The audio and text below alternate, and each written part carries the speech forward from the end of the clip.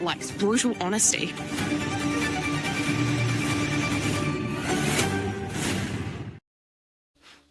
Hey guys, and welcome to Little Black Book 91. I'm talking to you guys about Ryan and Jacqui from Married at First Sight, Season 12, Australia, Episodes 6 and 7. I've got some really interesting viewpoint here today. We're talking about the art of war. Relationships are a beautiful thing, but when you're new to a relationship, there's often what we call the power dynamic stage of the relationship, where both people are trying to accrue power in the relationship so they don't feel like they're the ones losing or giving too much in the relationship. It often comes with passive-aggressive movements and behaviors.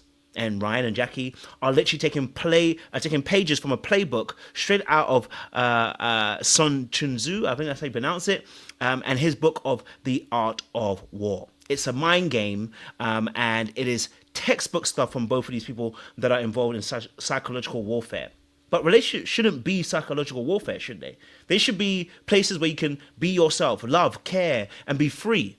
But when we don't know each other and we have our own insecurities, this is most likely going to be the stance we're oftentimes going to take. So we're going to break it all the way down, because Ryan is using what we like to call agitate to confuse by trying to get her emotional. And we've got also Jacqui counterattacking by saying, I'm going to hit him where it hurts, by using brutal honesty. Okay, so we're going to break down both of these particular perspectives and how it played a role in their dynamic, and hopefully it should help you as well. So if you recognize yourself in either Ryan or you recognize yourself in Jacqui, this is a chance for you to now begin to shift your thinking and change it and begin to expand. We don't want to stay in here. We want to transform, we want to heal, and we want to grow. All right, before we get any further, make sure you guys are liking, you share, and you subscribe to the channel. You click on that bell button for notifications of the uploads. Let's get it.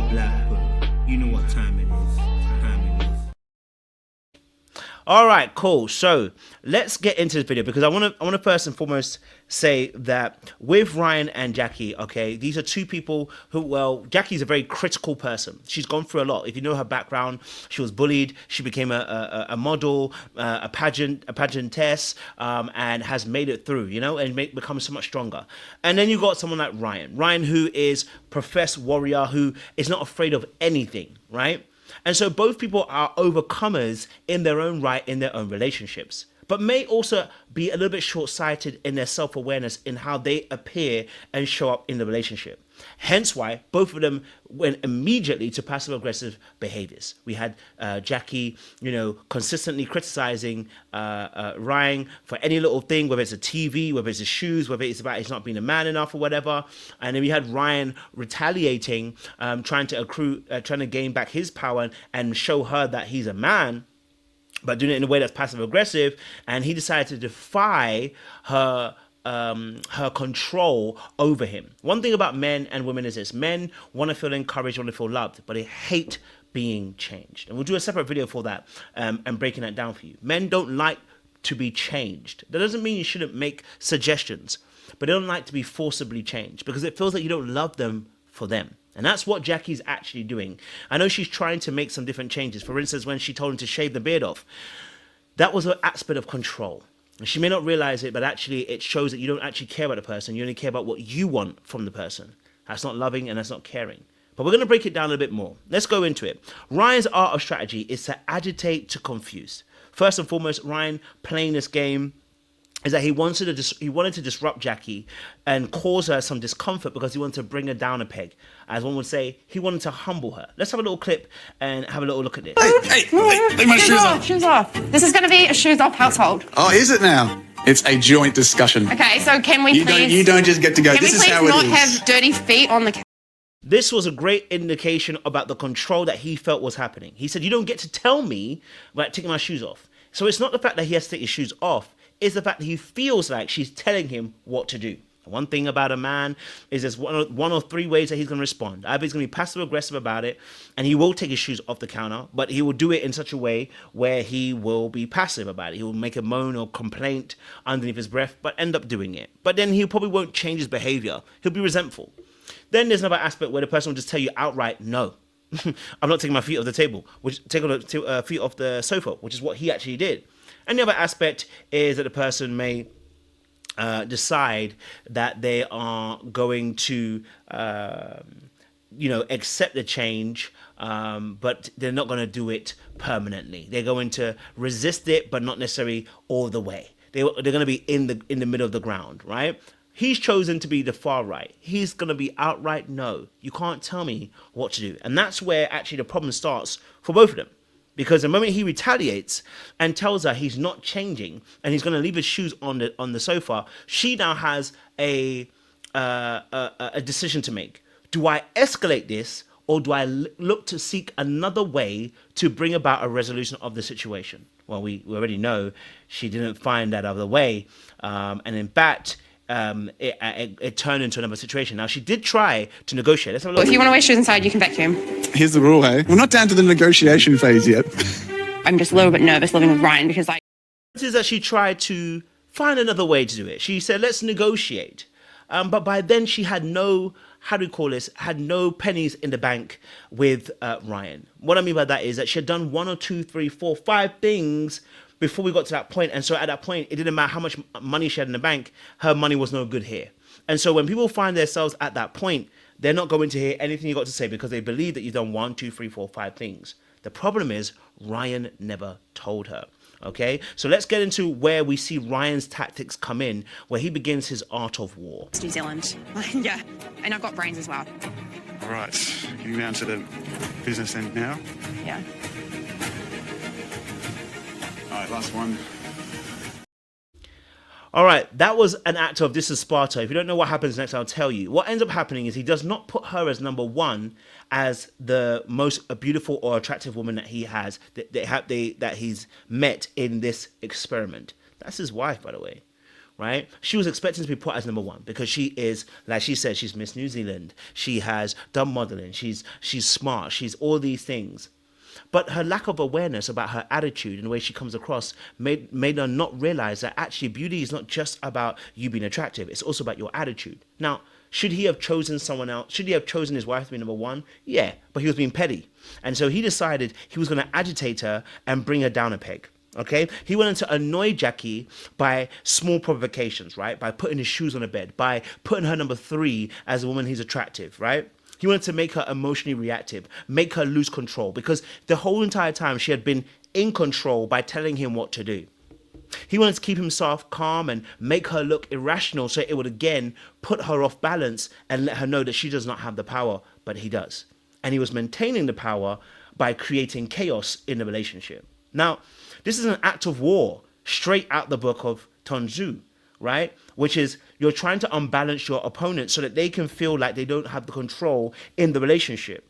Now, it's a passive-aggressive move. It's why he never wanted to remove his shoes on the table. It's why. New Zealand. In the end, it brought her to a place where now she began plotting. Okay, all right. So here's another clip of one of the ways that she actually behaved. Electronics are really bad for humankind. Like, people are just dumbing their brains by watching TV. You can't watch TV in there, okay, Ryan? Like, I just don't want watch TV when I want. I don't want TV. I'll watch TV where I want. No, you can watch TV out there, but not.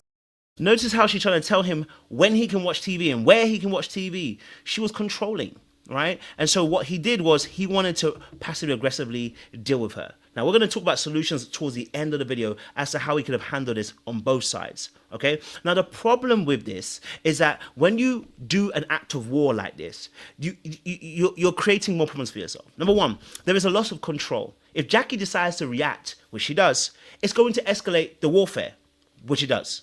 Okay, when the damage that he could potentially have in this situation is if other couples find out that he was being petty by leaving his shoes on the table, by putting her number 3 when it comes to the beauty, by resisting some of those things, by dropping her at the wedding, it can easily be turned against him, and he can become the villain, right? Which would actually lose what he's trying to achieve. He doesn't want to become the villain. He wants his feelings to be heard. He wants to be seen. He wants to be understood. And he wants to be loved for who he is. Number 3, Jacqui can strike back harder, which she ends up does. Okay, she goes low. Okay, balls deep, low, right? And we see what ends up happening to him because he ends up pretty much crying about it. Well, what do you want me to say? I think she's got some definite growing to do in terms of considering where I'm coming from, considering my feelings.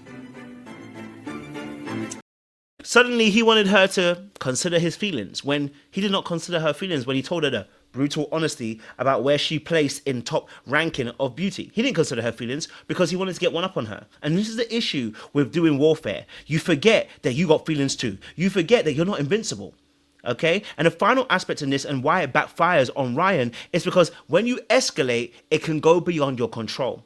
You think you're in control of the warfare by doing something, but what you don't realize is it can turn into a full-on war. And when it turns into a full-on war, or in love and war, anything goes to the other person. They can do whatever they want, and that leaves you at their mercy. You don't want to ever do that. Okay, all right. Nobody wins when the family feuds. Dominic Toretto. Okay, now let's discuss a little bit about Jacqui's art of war, because she went to brutal honesty as a counter-attacking measure because she felt hurt and did not actually explain how she felt hurt. These two did the exact same thing.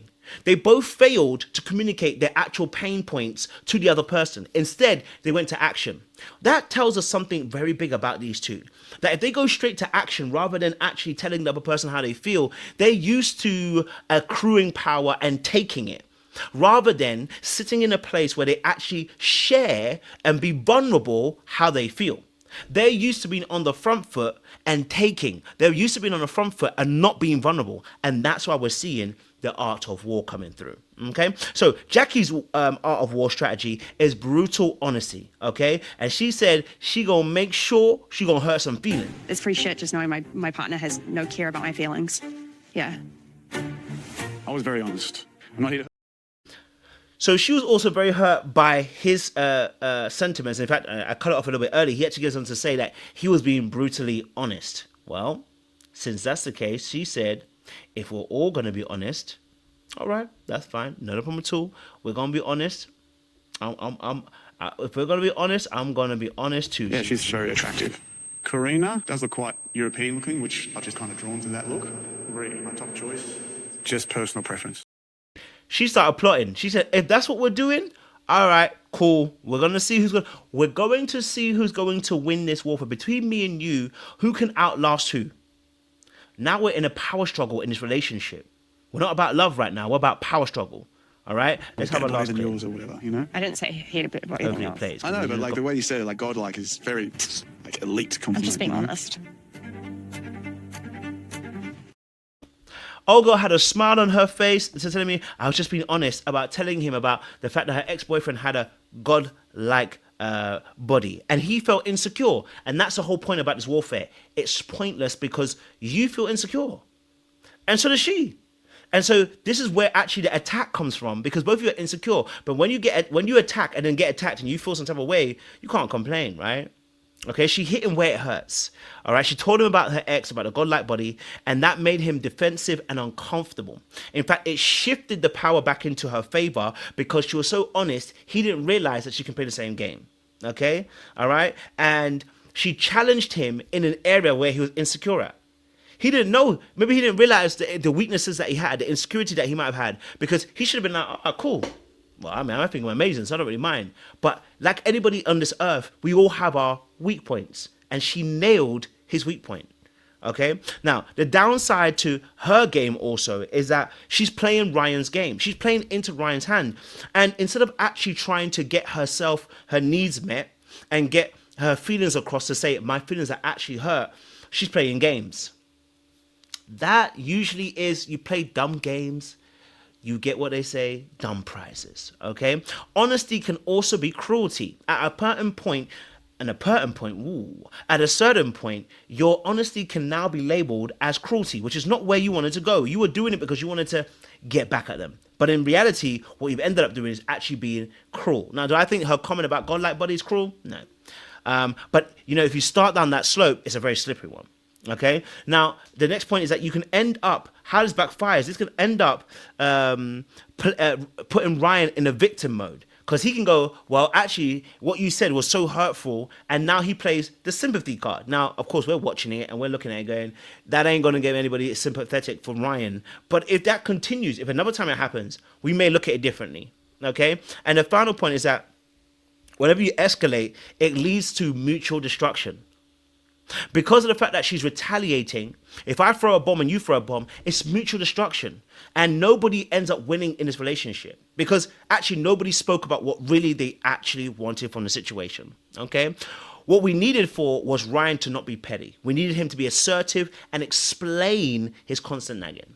Okay, and we needed him to actually explain to her that her mothering him is making him feel small and unloved.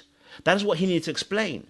Okay, rather than giving into the pettiness, because that removes the manliness that she's looking for, but also it puts you in a place where that is not what leadership do. Unfortunately, leaders have to be above reproach. It's just what it is. Leaders have to be above reproach. They cannot enter the same sphere as those they are leading. Okay, all right. And if you want her to do better, you have to show her how to do better. Now, Jacqui's best moves in this situation, in terms of what she can do in future to, better to do better, is that she needs to be calmer. She needs to be more calculated, but she also needs to detach from what happened. Immediately as he told her about the truth of her being third, she started breaking down. She started crying. She started going into a whole meltdown. And that's what then prompted her to, I'm not going to die here. I'm going to make sure I get him back. And that's what prompted the retaliation. So she needs to detach a little bit and calm herself down first, process what's happened, and then be able to explain her actual feelings towards him and let him know assertively that what he said and what he did, it hurt her feelings. Okay? All right? Okay, the other part is you're showing your hand too soon. Sis, you're showing that you can buck real quick. Sometimes you just show it a little bit too soon. You know what I'm saying to you? All right. And my thing is also, if you want Ryan to change, stop nagging him.